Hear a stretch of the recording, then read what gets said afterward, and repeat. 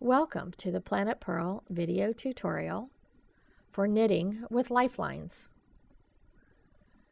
Our supplies for today's class: a lace knitting chart, 2 strands of waste yarn in a contrasting color, our lace, and a tapestry needle. So now I've completed one repeat of our lace pattern. So I'm ready to place a lifeline, which will give me a place to rip back without trying to pick up all of the increased and decreased stitches. So I'll take 1 strand of contrast yarn and make sure it's a good contrast, because that will be a lesson you'll learn once, but it will make you cry if you use the matching yarn. So pull it through the tapestry needle, and now we're going to run it through every single stitch on the needle. So use that little bent point to go under every stitch. Give it a tug if you need to pull it away from the needle.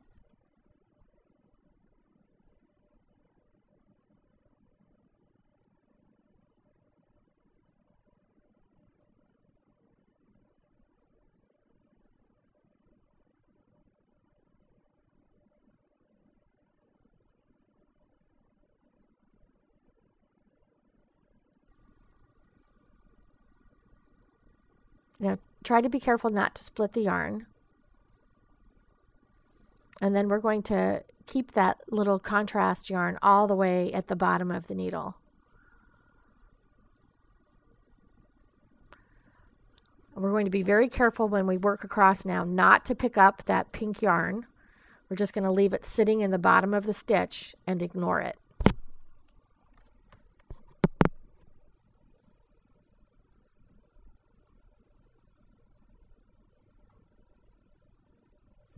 This is easier to place if you're doing it on a row that had all knits and purls as opposed to increases and decreases. So now we're going to work the chart again, starting over with our next repeat.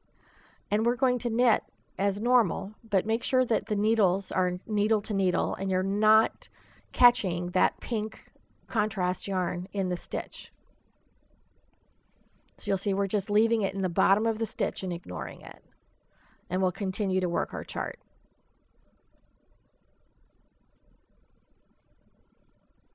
So here's what it looks like when we're a couple of rows in, where you can see that pink just runs along there, minding its own business, there if you need it, but you can just ignore it, and hopefully you'll never have to rip back to it. But it's just going to sit there quietly until you remove it later.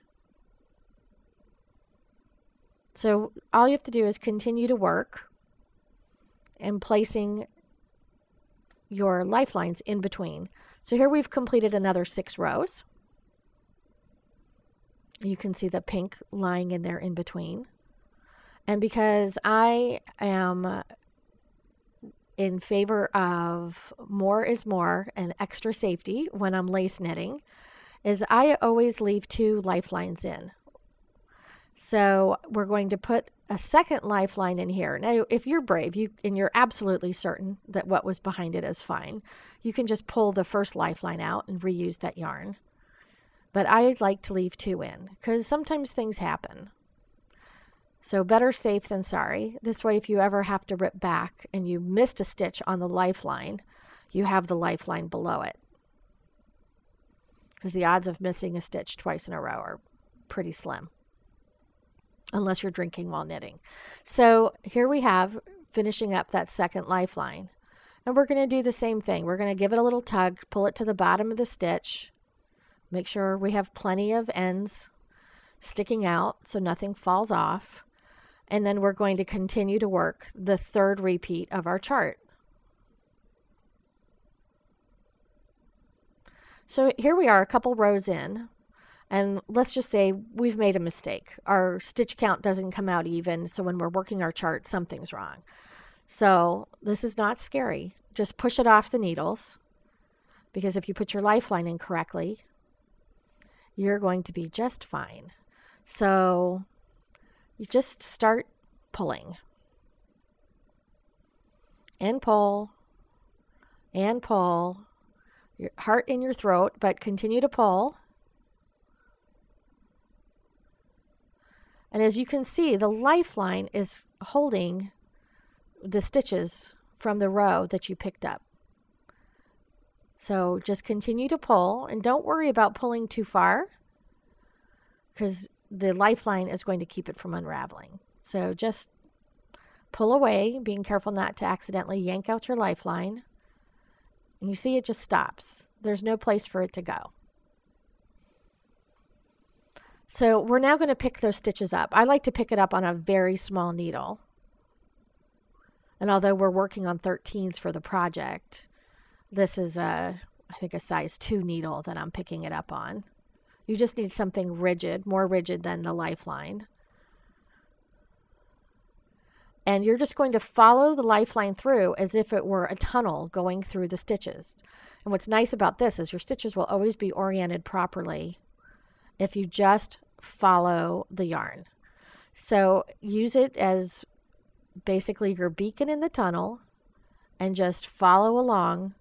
You're basically creating a hard version of the lifeline. You can see there's a little split there, but when we pull the lifeline out, that'll be fixed.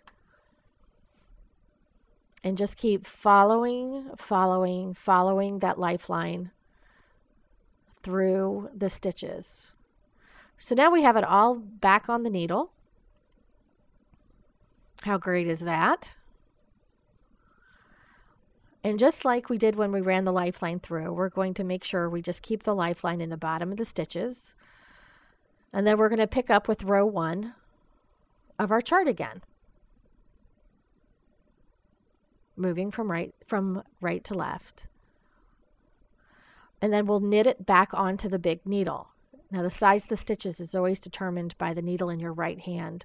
So it's fine that you picked up on a tiny needle because you're going to knit it onto the big one.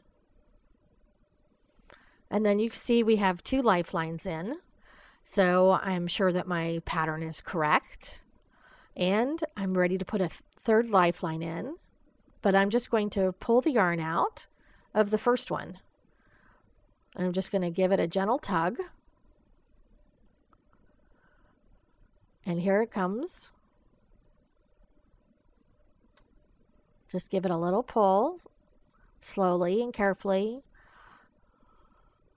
And there you go. And we'll use this again. And we'll just keep alternating those 2 pieces of lifeline yarn. And that's how you do a lifeline, which will save your sanity. And here are 2 babies that help save my sanity. Hi, Chelsea. Hi, Tally Bell. Sweet girls. Come visit us soon at planetpurl.com.